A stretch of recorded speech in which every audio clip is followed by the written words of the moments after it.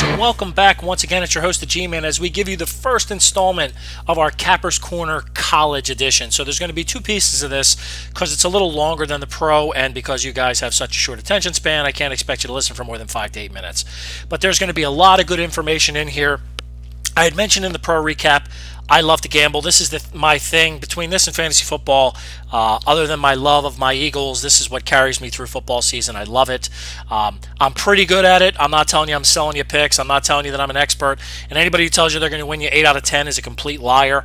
All you want to do is win 54%, 55% of your games. Maybe on a given year you win 60% of your games. You have a monster year.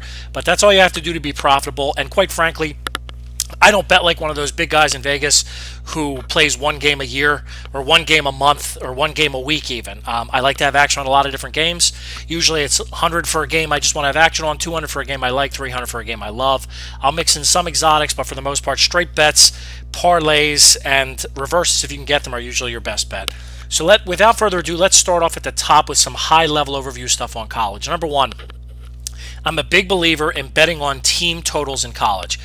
After just saying no one who tells you wins 80% of their games is a liar, last year in 75-ish bets, betting on the team total over for spread teams hit at almost 70%. It was like 68% for my own personal plays. I love it. A lot of people don't have that option. If you're dealing with a straight bookie, you're not going to have the option of team totals. But if you are an online site, most of them have it. Bet on the team total because those teams never stop. Whether they're winning or losing, they never pull back. So bet on that team. Number two, overs are usually high, so bet unders early. I hate betting unders. I've mentioned that I often assume that not playing the over is like me betting the under because it's such a horrible thing to root for. But the over-unders are going to be set real high in college nowadays early. There's going to be some value in having the unders early. Can't stress this enough. No teasers in college. College teams are so emotional, and it's about home field, and it's about who did what to whom, and a turnover makes all the difference. I never play college teasers. There's enough games on the board. There's actually a lot more value in the smaller games on the board, so you don't have to dip into teasers or exotics like that. Play small on big public games. There's going to be a ton of action. Most people, generally the general public, doesn't know what the hell they're doing. And I've been part of it for many years, so I'm not excluding myself from that. But what you do is keep your bets small. Yeah, you want to have action on that. If you want to go to the game, by all means, you want to have action on that. But that's not where the value is going to be played. So the flip side of that is smaller games on the board from smaller conferences, the Atlantic Coast or the AAC, Conference USA. There's going to be a lot more value in those games. So if you find a team that you like, last year I was all over Temple as a Temple alumni, and I rode Houston with the new Ohio State type offense. Find a team like that, you can hammer it. Teams aren't going to there's not going to be as much action in Vegas. Lines will stay stable. You'll have some value in the line. Home field is huge for big dogs. In college. Home field in college in general is pretty huge. But if you have a huge dog playing at home against a great team or even a really good team, then sometimes they'll take their foot off the gas. And like I said, a quick turnover here or there changes the whole thing. Coaching styles are incredibly important in college. I wouldn't bet specifically on a team. That's why I don't like trends. I don't like saying that, Arkansas has beaten Alabama 12 of the last 18 years. Well, it hasn't been the same coach for the last 18 years. But I do believe in following a coach's history and performance across different colleges. So I would bet on coaching systems. I like betting overs, so I like betting teams that are aggressive and who might have enough talent that even if they pull their starters, they're going to play the same system and run it up a little bit. So those are kind of high-level overviews. I also ran through a bunch of different team-specific mini trends that you want to look at in the beginning of the year, and you may want to file this away and refer to it every now and again. Bet on Air Force is number one. They have diverse offense, they have an aggressive defense, they got their starting quarterback back, and they are a covering machine. If they fall behind, they don't pull back. I like them at home especially, but I like betting on Air Force. I'll bet on them quite a bit this year. Appalachian State is going to win 10 games this year. Yeah, they're going to play a couple of difficult games, but even when they do, they're going to do well, and they're going to try to run it up points-wise, so you get some value in the overs there as well, because they generally play some inferior competition. Arizona is going to be much better. I think their defense will improve. I think Rich Rod is going to have it under control there. They're going to score 35 a game. Now, their overs are generally going to be high. That's where you want to look for a team total when they might be an underdog.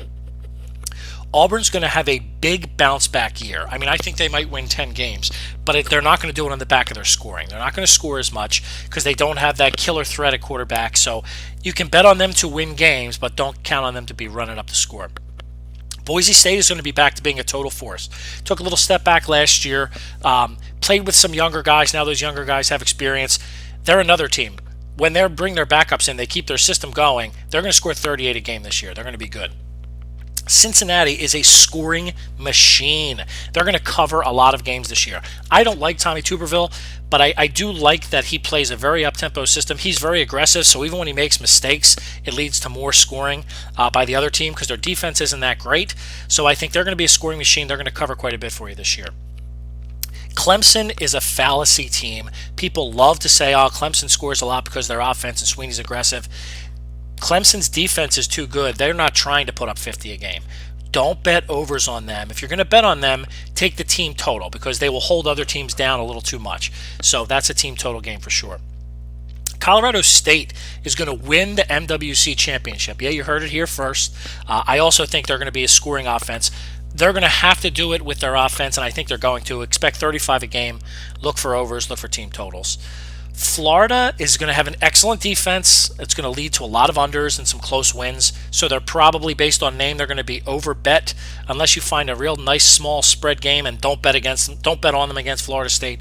They're probably a team to avoid betting on because they're going to have a lot of close wins, but I would look towards unders. I think Florida State's the real deal. I think they're going to play for a championship this year. Their real test is Clemson. I think they have the horses to do it. I don't love their quarterback situation, but they always find a way with their system to put him in the best place to succeed. So I have a lot of respect for Florida State. They're going to score some points this year. Georgia Tech is going to have a big bounce back. Now, I'm a huge lover of the option and a proponent of the option, and I really like the way Paul Johnson does it. So I think they will bounce back. They're going to score 30 a game. Their defense is not as good as it had been in the past, so expect a lot of shootouts. Houston, I mentioned them in my open. I had them quite a bit last year. They are going to crush non-elite competition. They're going to play like Ohio State. They have their young scrambling, actually not so young anymore now. He's a senior scrambling quarterback in Ward. Houston's going to put up a lot of points. Houston's going to win a lot of games. Very, very enjoyable team to watch this year as well. Kansas State is perennially a great team at home. They score even when they lose at home. Their team totals are an excellent, excellent bet. If they can get a little more diversity out of their quarterbacks on pass and run option, they're going to be a team to watch. But they are absolutely a huge winner at home, and they also are fantastic for their team totals. So look for that. Louisville, they have a diverse offense this year that's going to score more now that they implemented a double threat at quarterback. Their defense is going to be strong, though, so I wouldn't look towards too many overs, maybe some team totals, but I do expect them to cover quite a bit. Memphis is going to continue to score a lot. They have a new coach, but the new coach they brought in has an aggressive philosophy. Their defense is never anything to speak of, but if anyone thinks they're going to take a dip because the coach moved on to another school, I don't expect that to happen. Michigan. Dominant and diverse is what I wrote down for myself here. I think they're going to cover. I think they're going to score. I think Harbaugh is going to put it in people's faces, and I think they're really going to be all over the Big Ten. So I am a big believer in Michigan. Middle Tennessee State, bet on overs. Team totals, total overs, everything, because they're going to score, but their defense is going to be drastically worse than it was last year. They had so many defections and injuries and suspensions and everything else. Their defense is going to be putrid.